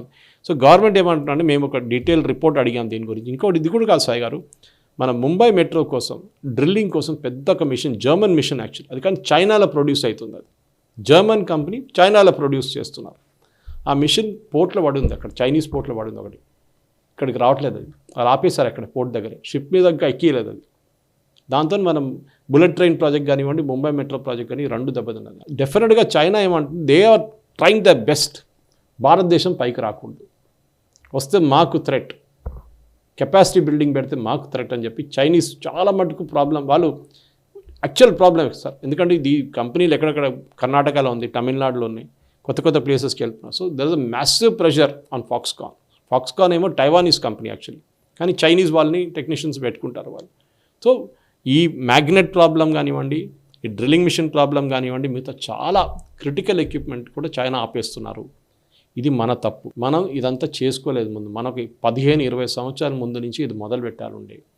మనం చైనా మీద డిపెండ్ అయ్యి అన్నీ అక్కడి నుంచి తెచ్చుకొని ఇప్పుడు వాళ్ళు కావాలన్నప్పుడు ట్యాప్ ఆఫ్ చేసేస్తున్నారు. This is a lesson. Supply చైన్ని డిస్టర్బ్ చేయాలంటే, ఎందుకంటే మీరు ఒక కార్ తయారు చేస్తున్నప్పుడు దాంట్లో 2000, 3000, 4000 పార్ట్స్ ఉంటాయి దాంట్లో. ఈ పార్ట్స్ అని ఒక్కొక్క కంపెనీ నుంచి వస్తుంది. మీకు అన్నీ మీరు తయారు చేయరు, అన్నీ మీరు పెట్టుకోరు. మీకు వేర్ హౌసింగ్ అంత ఫెసిలిటీ ఉండదు. Correct just in time concept పెట్టుకొని ఆ పార్ట్స్ వస్తే మీరు అసెంబుల్ చేసి పంపిస్తారు. దాంట్లో ఒక్క పార్ట్ రాలేదనుకోండి, మొత్తం ప్రొడక్షన్ అయిపోతుంది ఇది. And you never plan for it. That's a major mistake in India. Technical కానివ్వండి, నేను ముందు చెప్పాను చూడండి, మన దగ్గర టెక్నికల్ పీపుల్, ట్రైన్ పీపుల్ లేవు మన దగ్గర. మనం సాఫ్ట్వేర్ ఇంజనీర్స్ ప్రొడ్యూస్ చేస్తున్నాం. We don't have proper technical. China ఎందుకు అడ్వాంటేజ్ తీసుకున్నారంటే చైనీస్ ఎడ్యుకేషన్ సిస్టమే మార్చేశారు. The competence vent towards more technical oriented. మన దగ్గర టెక్నికలా, షాప్ ఫ్లోర్లో వర్క్ చేయాలి. నేను చేయను. నాకు ఏసీ ఆఫీస్ కావాలి, నా కంప్యూటర్ ముందు కూర్చోవాలి, రోజంతా యూఎస్ క్లయింట్స్ అని మాట్లాడాలి. ఇది concept. Low end jobs, specially high end jobs కూడా లో ఎండ్ నుంచే నేర్చుకుంటారు ఫస్ట్. అది మన వాళ్ళు నేర్చుకోవట్లేదు. And this is going to be major problem Sagar. ఎందుకంటే ఇక్కడ ఆగదు ఇది. మీ కార్ ప్రాబ్లం చూడండి. ఇప్పుడు మినిమం మీకు ఈ మ్యాగ్నెట్స్ రాకపోతే ఒక 6 నెలలు కారు స్కెడ్యూల్ వెనకకి వెళ్ళిపోతుంది. అంటే మీరు ఇప్పుడు కార్ బుక్ చేస్తే యూజువలీ ఒక వారంలో 2 వారాల్లో వచ్చేసేయాలి. అది మినిమం మీకు ఒక 6 months డిలేగా అవుతుంది. ఇది కోవిడ్ టైంలో జరిగింది సాయి గారు, మీకు గుర్తుంటుంది. కోవిడ్ టైంలో చిప్స్, కార్లో అన్ని కార్లో ఇప్పుడు చిప్స్ ఉన్నాయి. అవును. It's all driven by electronics. 6 months, 8 months వెయిటింగ్లోకి వెళ్ళిపోయింది. ఎందుకంటే మనం we never plan for it. వాళ్ళు ఆపేశారు. ఇది కొరియా ఉండొచ్చు, కొరియాకి పెద్ద ప్రాబ్లమ్స్ ఉండే అప్పుడు. చైనా ఉండొచ్చు, చైనా వాళ్ళు ఆపేశారు. ఇదన్నీ చూసుకొని మనం అప్పుడు కూడా నేర్చుకోలేదు. కానీ now the time has come. మన టెక్నికల్ కాంపిటెన్స్ మనం నేర్చుకోవాల్సింది. అంత ఈజీ కాదు. ఒక iPhone production facility, quality control చేయడం అనేది చైనా 10-15 సంవత్సరాలు చేసుకుంటూ వస్తున్నారు. They are become experts in it. Second, చైనీస్ని సాయి గారు ఏం చెప్పినా కానీ మెచ్చుకోవాలి ఒక మాట మీద. They are very hard working, must hard working people. So డెఫినెట్గా మనం కూడా వాళ్ళ దగ్గర నుంచి ఏమేమి వాళ్ళు చేస్తున్నారు మనం కూడా నేర్చుకోవాలి. తప్పేం లేదు. కానీ ఈ ప్రాబ్లం ఏంటంటే చైనాకి తెలుసు ఇండియా అది చేయరు. దానికోసం మేము వాళ్ళని బ్లాక్మెయిల్ చేయొచ్చు. ఇది పెట్టి వాళ్ళు ఇప్పుడు మనమే బ్లాక్మెయిల్ చేస్తున్నారు. కానీ భారతదేశం ఏం చేస్తున్నట్టు ఆల్టర్నేట్ సోర్సెస్ చూస్తున్నారు. కానీ మన ఇమ్మీడియట్గా మనకి పర్సనల్ బయట నుంచి దొరకరు.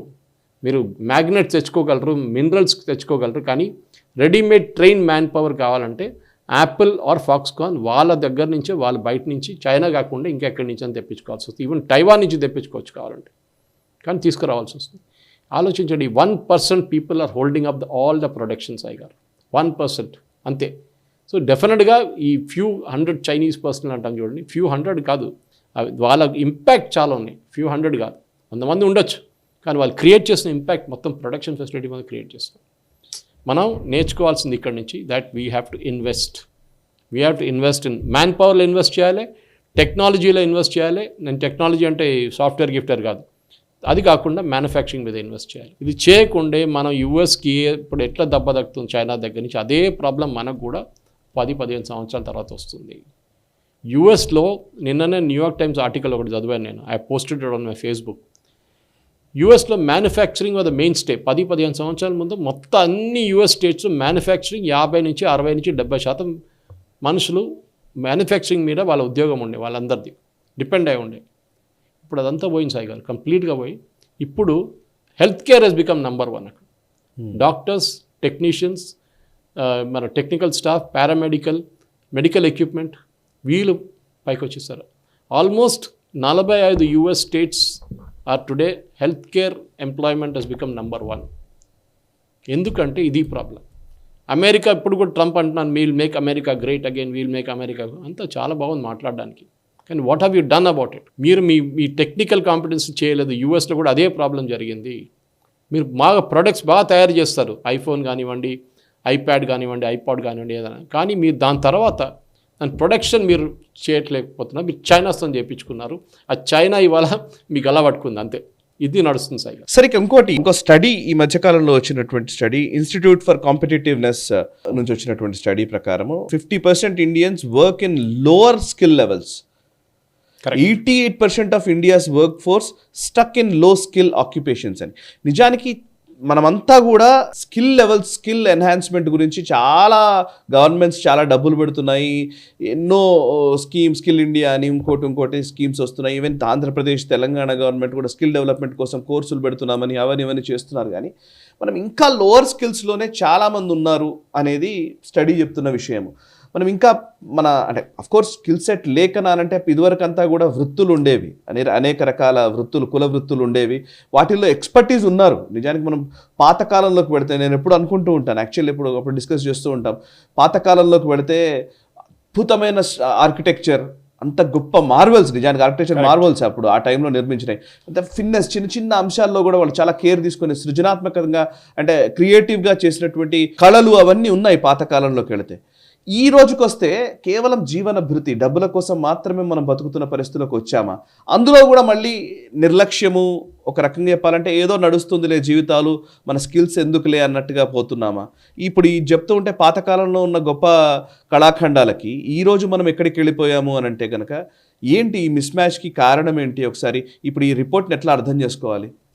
సాయి గారు, ఈ రిపోర్ట్ ఇన్స్టిట్యూట్ ఫర్ కాంపిటేటివ్నెస్ అని చెప్పి ఇండియాస్ అఫిలియేట్ అనమాట for strategy and competitiveness, Harvard business స్కూల్తో చేసిన స్టడీ ఇది. హార్వర్డ్ బిజినెస్ స్కూల్ తోటి దీంట్లో ఎడ్యుకేషన్, జాబ్ ఆపర్చునిటీస్, దీన్ని రెండు మ్యాచ్ చేసుకుంటూ వస్తాయి. ఎందుకంటే ఎప్పుడు మన దగ్గర చెప్తుంటారు ఉద్యోగం లేదని. నేను ఎప్పుడో ఎన్నోసార్లు చెప్పాను, మన షోలో కూడా చెప్పాను, మీరు కార్పెంటర్ని పిలవండి మీకు దొరకడు, మీకు ఎలక్ట్రీషియన్ పిలవండి దొరకడు, ప్లంబర్ని వీళ్ళని దొరకరు, మీకు వీళ్ళెవరు దొరకరు. అఫ్కోర్స్ అర్బన్ క్లాప్లో వెళ్ళి అర్బన్ కంపెనీలు కొడితే వస్తారు, కానీ వాళ్ళు కూడా 3 రోజులు తీసుకుంటారు ఒకసారి. కానీ మీకు సాఫ్ట్వేర్ ఇంజనీర్ కావాలంటే అమీర్పేటలో ఒక రాయి పడేస్తే యునైటెడ్ స్టేట్స్ ఆఫ్ అమీర్పేటలో వాళ్ళ సాఫ్ట్వేర్ ఇంజనీర్ తల మీద పడుతుంది.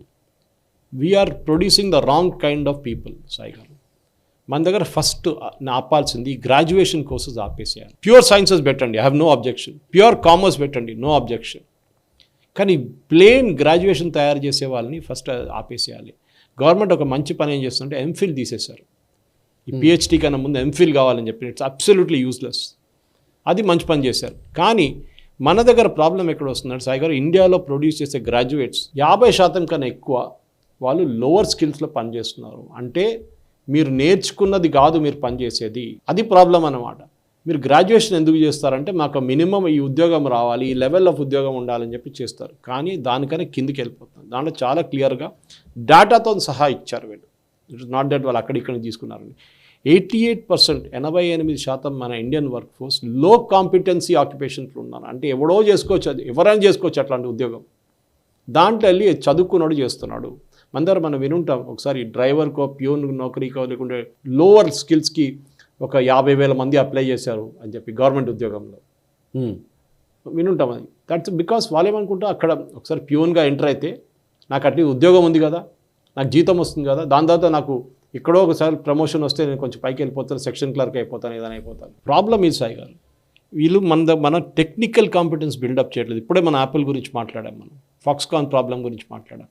We are not creating. ఫర్ దీంట్లో ఎగ్జాంపుల్ వీళ్ళు ఇచ్చారంటే ఉత్తరప్రదేశ్ అండ్ బీహార్, వీళ్ళు చాలా లో స్కిల్స్. దానికోసం మీరు చూసుంటారు, ఇక్కడ హైదరాబాద్లో మీ దగ్గర పనిచేసేటోళ్ళు, ఇక్కడ మన కన్స్ట్రక్షన్ కానివ్వండి మిగతా సైట్స్లో మీకు ఒరిస్సా నుంచి కనిపిస్తారు, మీకు ఉత్తరప్రదేశ్ నుంచి కనిపిస్తారు, లేకుంటే బీహార్ నుంచి వస్తారు, అస్సాం నుంచి కూడా వస్తారు కొంతమంది. ఎందుకంటే వాళ్ళకి అక్కడ రీజనల్ డిస్పారిటీ, వాళ్ళు ఎంత చదువుకున్నా కానీ వాళ్ళకు ఉద్యోగం రాదు. ఫస్ట్ ఆఫ్ ఆల్ ఏం చెప్తున్నారు, ఎవరు చదువు చెప్తున్నారు, అది ఇంకా ఇంపార్టెంట్. నిన్ననే ఒక సీనియర్ ప్రొఫెసర్ని కలిసాను సాయి గారు, ఐఐఎం అహ్మదాబాద్లో ఉండే ఆయన ముందు, దాని తర్వాత ఇప్పుడు అక్కడ రిటైర్ అయిపోయారు ఆయన. ఆయనతో మాట్లాడుతున్నప్పుడు ఇదే చెప్పారు నాకు. నేను అడిగాను, కొత్త ఐఐఎమ్స్ వస్తున్నాయి, కొత్త ఐఐఎమ్స్లో మొన్ననే ఒక రిపోర్ట్ చదివాను నేను ఎకనామిక్ టైమ్స్లో. ఒక ఐఐఎంలో 40% ప్లేస్మెంటే వచ్చిందంట, కొత్తగా స్టార్ట్ అయిన ఐఐఎం. నేను అడిగాను ప్రాబ్లం ఏంటంటే, డైల్యూట్ చేసేస్తున్నాం బ్రాండ్ని.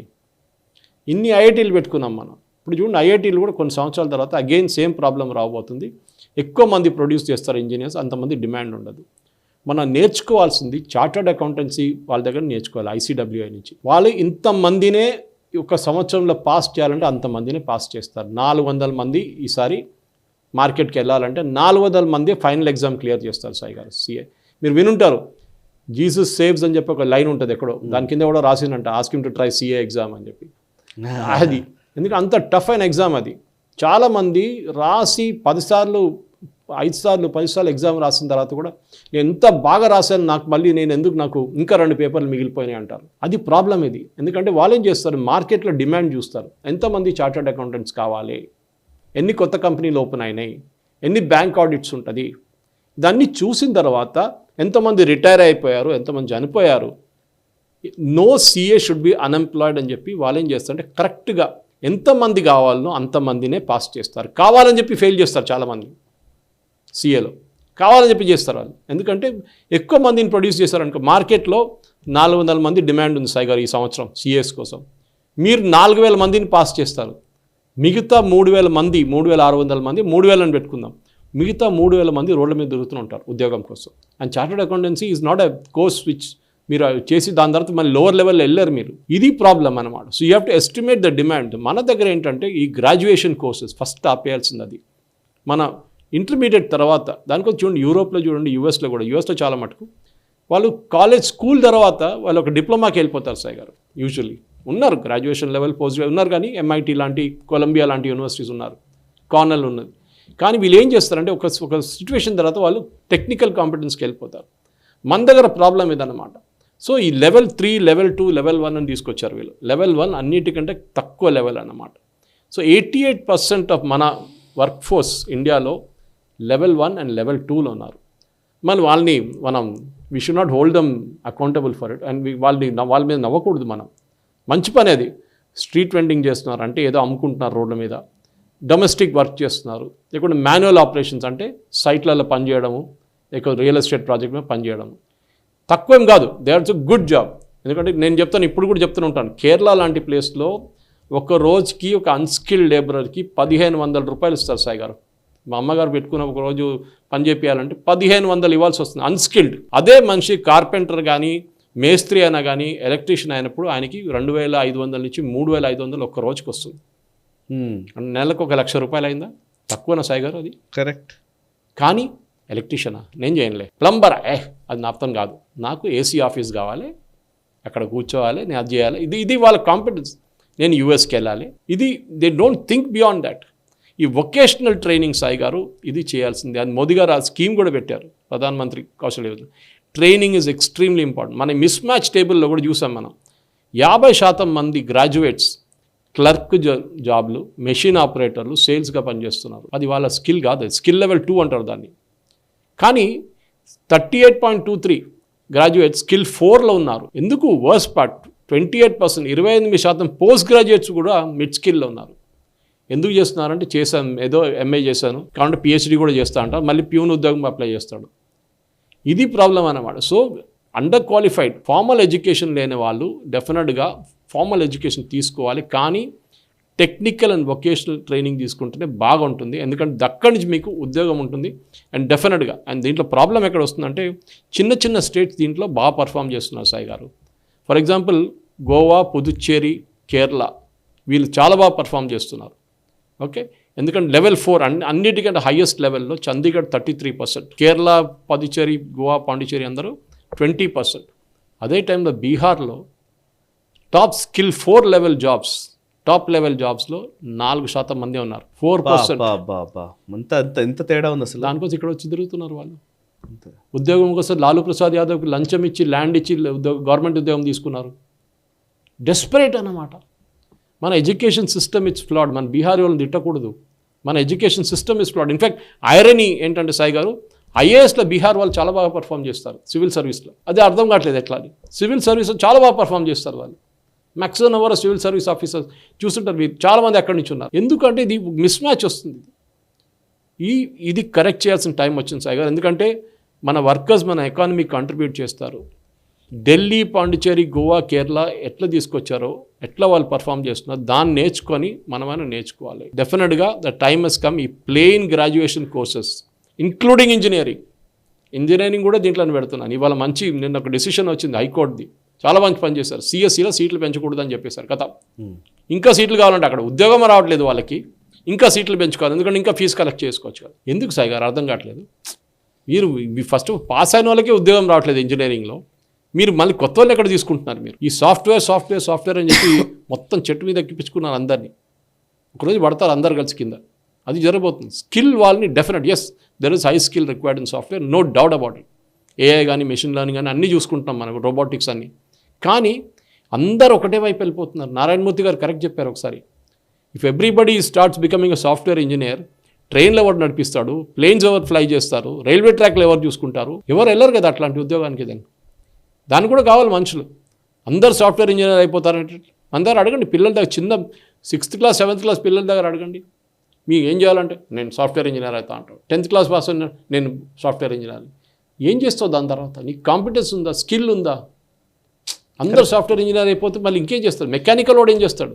మీకు కార్లు తయారు చేయాలి, మీరు ట్రైన్లు తయారు చేయాలి, బస్సులు తయారు చేయాలి, మీరు పెద్ద పెద్ద బిహెచ్ఎల్ లాంటి కంపెనీలు పనిచేయండి. ఎక్కడ మెకానికల్, సివిల్, ఇంత కన్స్ట్రక్షన్ నడుస్తుంది మన దగ్గర ఇన్ఫ్రాస్ట్రక్చర్ వైజ్. చాలామంది సివిల్ ఇంజనీర్స్ కావాలి, కానీ కష్టపడాలి కదా. మనం వెళ్ళి ఎండలు నిలబడి పని చేపియాలి. అది నాతో కాదు, నాకు మళ్ళీ ఏసీ ఆఫీస్ కావాలి. ఇది ప్రాబ్లమ్ సార్. కరెక్ట్ సార్, నిజంగా మీరు చాలా థాట్ ప్రొవోకింగ్ మాటలు చెప్పారు నిజానికి. సార్ ఇప్పుడు నెక్స్ట్ అంశంలోకి వెళదాం సార్. యాక్చువల్లీ ఇప్పుడు మొన్ననే 2 రోజుల క్రితము పాశమైలారంలోని పటాన్చెరు దగ్గర మండలంలోని పాశమైలారంలోని సిగాచి పరిశ్రమ లోపల అగ్ని ప్రమాదం జరిగింది. అసలు పేలుళ్లు జరిగాయి. దాంట్లో 39 మంది చనిపోయినట్టుగా ఇప్పటివరకు ఉన్న సమాచారం. ఇంకా 9 మంది కార్మికుల ఆచూకీ ఇంకా దొరకలేదనేది సమాచారం. సో ఒకవైపు ఇది ఉంది, ఇంకోవైపు ఏంటంటే మనమేమో మ్యానుఫ్యాక్చరింగ్ సెక్టర్ పెరగాలి అని మనం అంటున్నాము. ఈజ్ ఆఫ్ డూయింగ్ బిజినెస్ గురించి మనం మాట్లాడుతున్నాము. ర్యాంకులు ఇంకులు ఇవి చెప్తున్నాం. దేశంలో ఈజ్ ఆఫ్ డూయింగ్ బిజినెస్లో తెలంగాణ టాప్లో ఉంది, ఆంధ్రప్రదేశ్ టాప్లో ఉంది, ఇట్లాంటివన్నీ మనం మాట్లాడుతున్నాం. ఓవైపు ఈజ్ ఆఫ్ డూయింగ్ బిజినెస్ అంటున్నాము, ఇంకోవైపు పరిశ్రమలు రావాలని చెబుతున్నాము. మళ్ళీ పరిశ్రమల్లో భద్రతా వైఫల్యాలు కొట్టొచ్చినట్టుగా కనబడుతున్నాయి. స్కిల్స్ గురించి కూడా మనం మాట్లాడాం కాబట్టి నిజానికి స్కిల్స్ ప్రాబ్లమా, లేకపోతే దానికి సరిగ్గా SOP స్టాండర్డ్ ఆపరేటింగ్ ప్రొసీడ్యూర్స్లో ఏమైనా ప్రాబ్లం ఉండడం వలన ఈ సిగాచి ఇన్సిడెంట్ని మీరు ఎట్లా అర్థం చేసుకోవాలంటారు?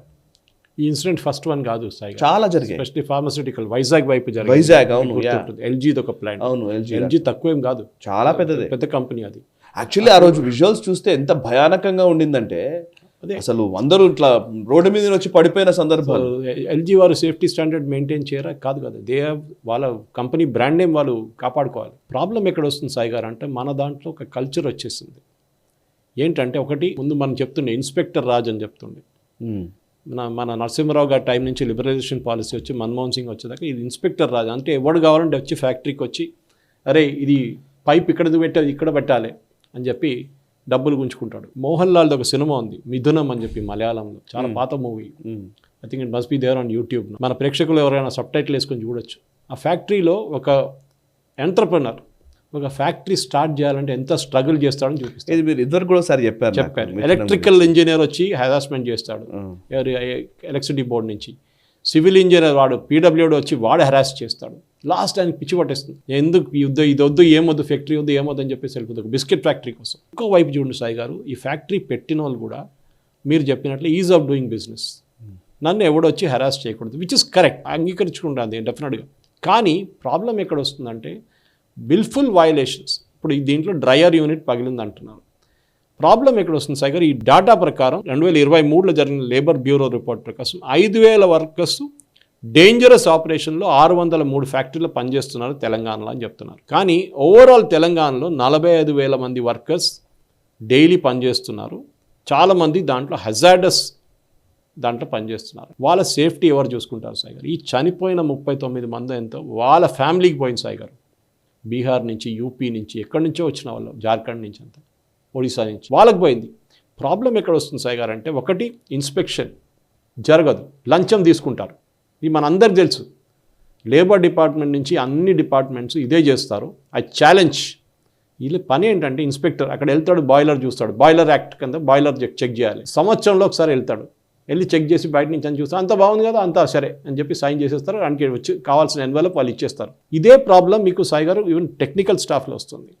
ఇప్పుడు చూసుంటారు ఈ ఇన్సిడెంట్లో కూడా చాలామంది బీహార్ నుంచి, యూపీ నుంచి చనిపోయారు. అందరు అన్స్కిల్డ్ వాళ్ళు సాయి గారు. స్కిల్ వాళ్ళని వాడరు, ఇండస్ట్రీలో ఉన్నారు, సూపర్వైజర్ లెవెల్లో పెట్టుకుంటారు కొంతమందిని.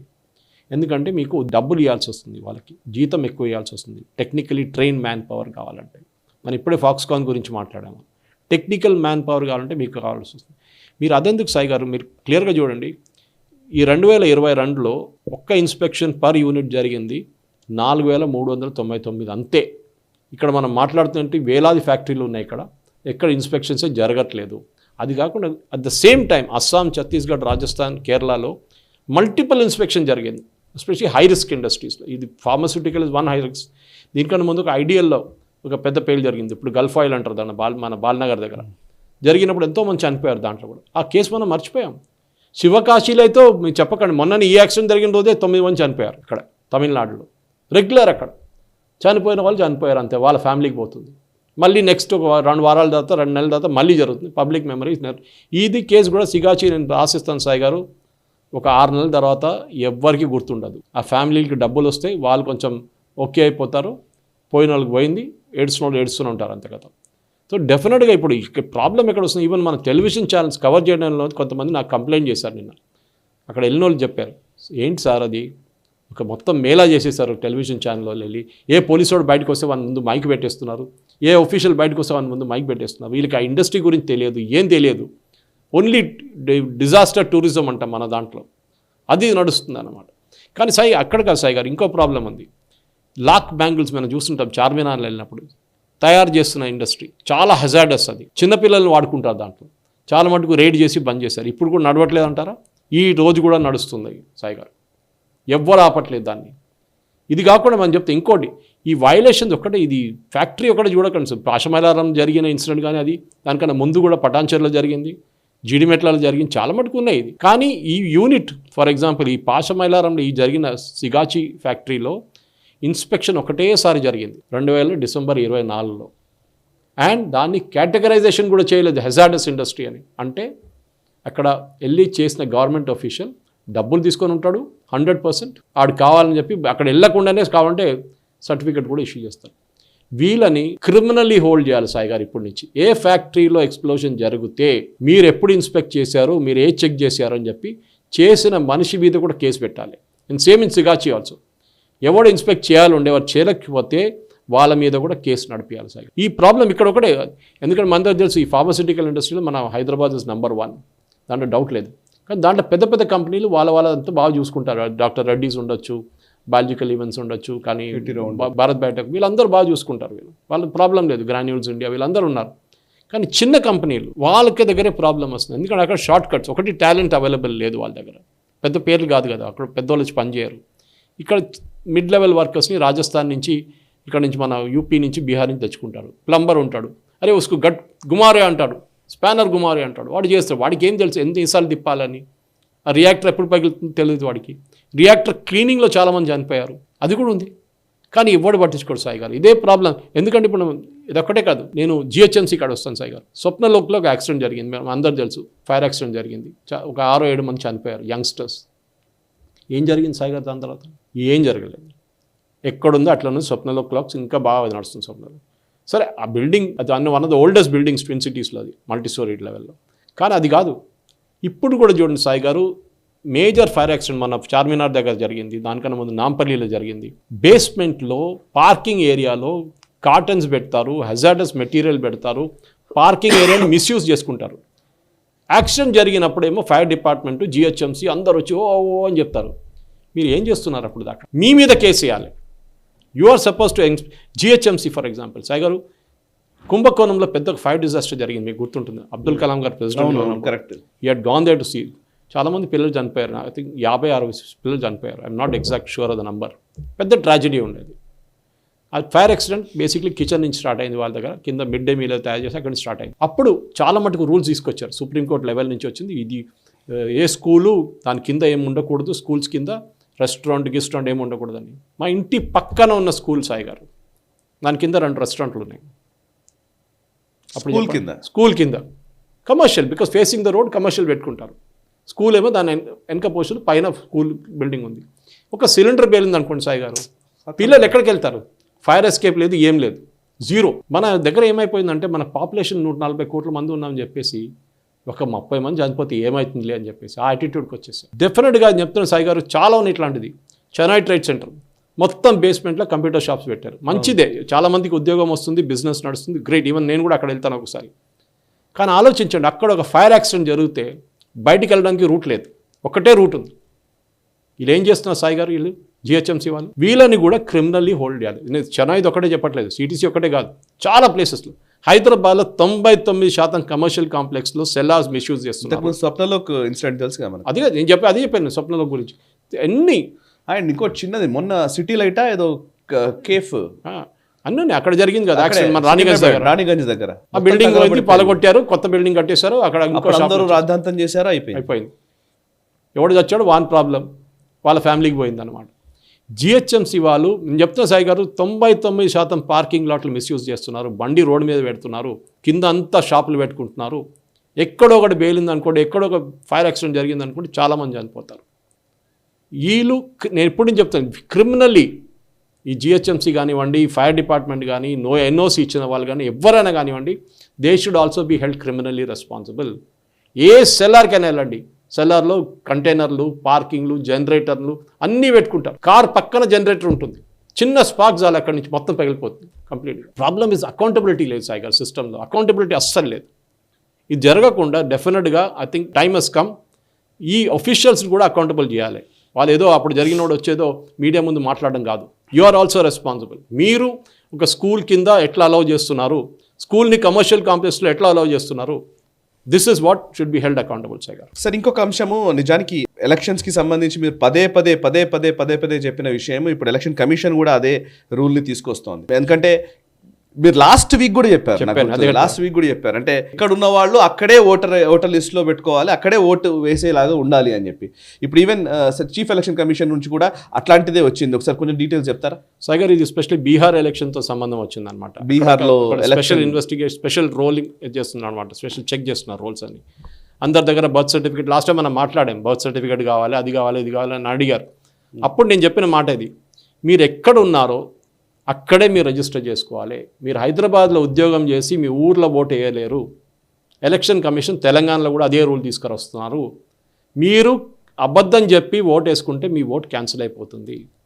మీకు అక్కడ ఓటు ఉండదు, ఇక్కడ ఓటు ఉండదు. మీరు ఎక్కడ ఉన్నారో అక్కడే ఓటు వేసుకోండి. మా ఊర్లో ఉంది, మా ఇల్లు పోతుంది, మా రేషన్ కార్డు పోతుంది, ఏం పోదు. ఓటర్ ఐడి కార్డుతో రేషన్ కార్డు సంబంధం లేదు. సో ఎలక్షన్ కమిషన్ ఇప్పుడు ఏం చెప్పారంటే, now you can vote only at the place where you are a resident. అంటే 6 నెలల కన్నా మీరు అక్కడ ఉంటే మీరు అక్కడే ఓట్ వేయాలి. ఇది స్పెషల్ ఇంటెన్సివ్ రివిజన్ జరుగుతుంది బీహార్లో. 20% దాకా మందిని బీహార్లో ఈ ఎలక్షన్లో తీసేస్తారు ఓటర్. వాళ్ళు పనిచేస్తున్న హైదరాబాద్, ముంబై, ఢిల్లీ లాంటి ప్లేస్లో పనిచేసి ఓటు కోసం వెళ్తారు. మీకు గుర్తుంటుంది సాయి గారు, హైదరాబాద్ మొత్తం ఖాళీ అయిపోతుంది ఆంధ్రాలో ఓటింగ్ జరిగే రోజు. చాలామంది హైదరాబాద్లో ఉన్న వాళ్ళు తెలంగాణ వాళ్ళు కూడా తెలంగాణ ఊరికి వెళ్ళిపోతారు, వాళ్ళ ఊర్లో వెళ్ళి ఓటేస్తారు. మీరు చేయకూడదు, ఇట్స్ అ ఒఫెన్స్. ఇది చదువు లేని వాళ్ళకి అప్పుడు కూడా మనం ఒక ఎక్స్క్యూజ్ చెప్పొచ్చు వాళ్ళకి. ఇప్పుడు చదువుకున్న వాళ్ళు ఐటీ కంపెనీలు పనిచేస్తున్నారు, అది చెప్పారు వచ్చి. అది ఎట్లా సురేష్ గారు, మా అమ్మ నాన్న అక్కడ ఉంటారు. మీ అమ్మ నాన్న ఉంటే ఏమవుతుంది?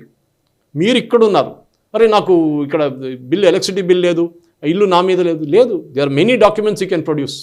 మీ బ్యాంక్ స్టేట్మెంట్ చాలు, బట్ చేసుకోరు. కానీ ఇప్పుడు ఇక్కడ కూడా స్పెషల్ ఇంటెన్సివ్ రివిజన్ రాబోతుంది తెలంగాణలో. ఈ Bihar election, UP election, Assam election అయిన తర్వాత తెలంగాణలో కూడా స్టార్ట్ అవుతుంది. అప్పుడు ఎవరు ఎక్కడున్నారో వాళ్ళు అక్కడే ఓట్ వేసుకోవాలి. You have to surrender your other vote. Online కూడా చేసుకోవచ్చు, ఇది ఆన్లైన్ చేయడం బెటర్. మీరు మీ ఓట్ సరెండర్ చేసి కొత్త లొకేషన్ మీరు ఎక్కడున్నారో అక్కడే ఓట్ వేయాలి. ఇది ఎలక్షన్ కమిషన్ తీసుకొచ్చిన రూల్స్ అయ్యారు. దీని డీటెయిల్స్ చాలా మటుకు వెబ్సైట్స్లో ఉన్నాయి, వాళ్ళ వెబ్సైట్లో ఉంది, ఎలక్షన్ కమిషన్ వెబ్సైట్లో. మైగ్రెంట్స్, చాలామంది మైగ్రెంట్స్ వాళ్ళ నేటివ్ ప్లేస్ని దూరం ఉంటారు, కానీ ఎలక్షన్ కోసం తిరిగి వస్తారు. కొంతమంది డబ్బులు ఇస్తున్నారు పొలిటికల్ పార్టీస్, కొంతమంది బండి ఇచ్చి తీసుకెళ్తారు. నాకు గుర్తుంది, మా ఇంట్లో ముందు పనిచేస్తున్న పని మనిషిని కార్లో తీసుకెళ్లారు ఆంధ్ర వైపు ఓటింగ్ వేయడానికి. వాళ్ళ ఒక బస్సు పెట్టారు ఒకసారి ఇంకొక ఎలక్షన్లో, ఒక 40 మందిని లగ్జరీ బస్సులో తీసుకెళ్లారు వాళ్ళు ఓట్ వేయడానికి, ఒక పొలిటికల్ పార్టీ. ఇది నడుస్తుంది, ఎందుకంటే ఇట్లా వాడుకుంటారు. కానీ ఇప్పుడు అది చేయకూడదు. మీరు ఎక్కడున్నారో అక్కడే ఓట్ వేయాలి. మీరు ఇంకో ప్లేస్ ఉంటే మీ ఓట్ క్యాన్సిల్ అయిపోతుంది. సింపుల్. ఈ రివిజన్లో పట్టుకుంటారు, ఈజీగా పట్టుకుంటారు. Yes, super sir. నిజానికి ఇప్పుడు కూడా మీరు రూలే తీసుకొచ్చారు, ఇప్పుడైనా సరే దాన్ని ఇంప్లిమెంట్ చేసే ప్రయత్నం చేద్దాం. Right sir, thank you very much Suresh Kochattil garu, thank you very much.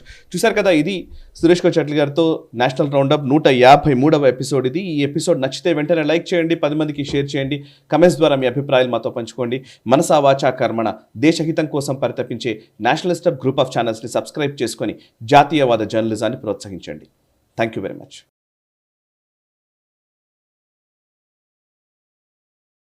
ఈ వీడియో మీకు నచ్చినట్టయితే లైక్ చేయండి, 10 మందికి షేర్ చేయండి. అలాగే కామెంట్ల రూపంలో మీ అభిప్రాయాలను మాతో పంచుకోండి. Nationalist hub group of channels ను సబ్స్క్రైబ్ చేసుకుని తెలుగునాట జాతీయవాద జర్నలిజాన్ని ప్రోత్సహించండి. ఈ వీడియో కింద ఉన్న బెల్ ఐకాన్ పై క్లిక్ చేయడం మర్చిపోవద్దు.